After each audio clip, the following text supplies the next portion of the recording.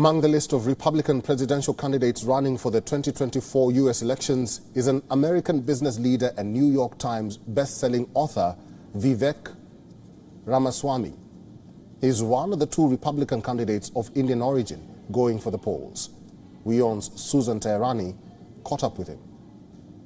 I'm Vivek Ramaswamy. I'm a successful entrepreneur, and I'm running for President of the United States. Born and raised in Cincinnati, Ohio, the multimillionaire entrepreneur describes himself as anti-woke.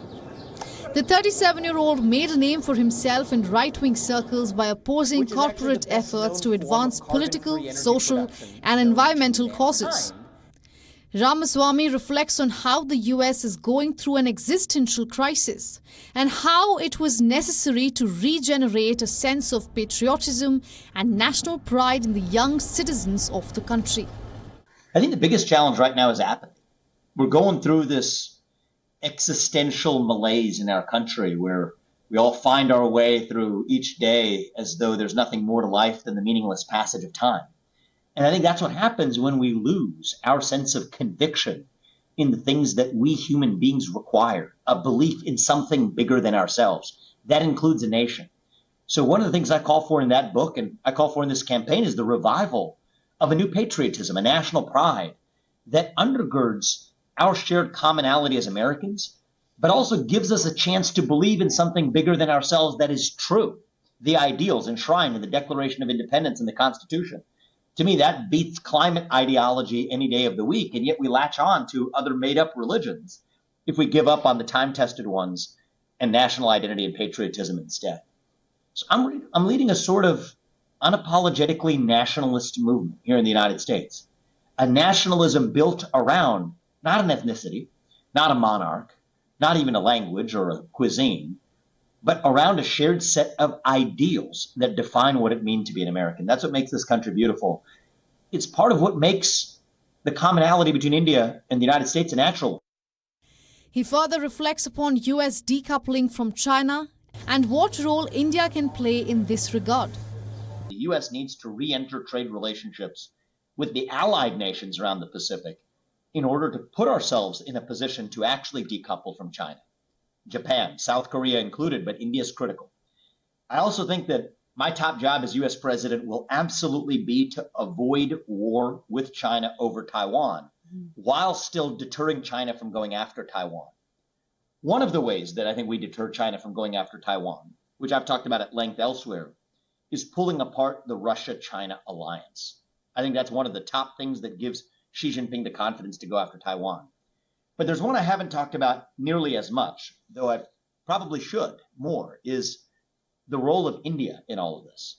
The Indian Ocean is the passageway for really energy supplies, oil from the Middle East, to find its way to China. That's how it gets there.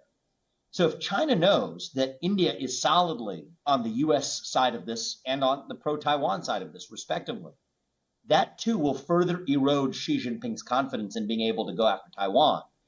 Ramaswamy talks about India and US relations and how the two countries share commitments to the promise of capitalism and other forms of governance. The two largest democracies in the world are really destined to be natural allies, especially two democratic nations. I mean, the US is a constitutional republic. India is a democracy. These are also nations that share a commitment to the promise of capitalism. Capitalism is the best system known to man to lift people up from poverty. We've seen that in the United States, but now we've seen that in India too. We have a leader in India, Prime Minister Modi, who I respect immensely, who has embraced the power of markets and capitalism unapologetically in lifting people up from poverty. And finally, he talks about the reason behind him running for the 2024 presidential elections and his vision for reviving the American dream. I was born in this country. I have lived the full arc of the American dream. My parents came to this country with almost no money.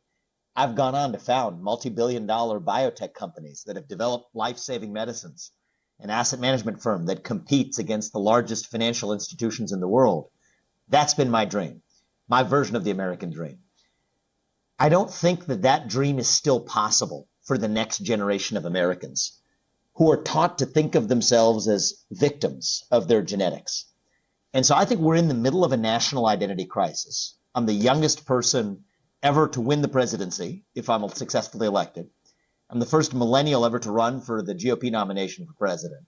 And I think it's going to take a member of my generation to reach young Americans to revive that American dream.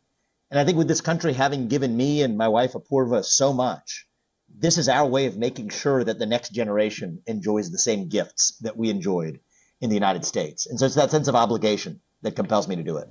WION is now available in your country. Download the app now and get all the news on the move.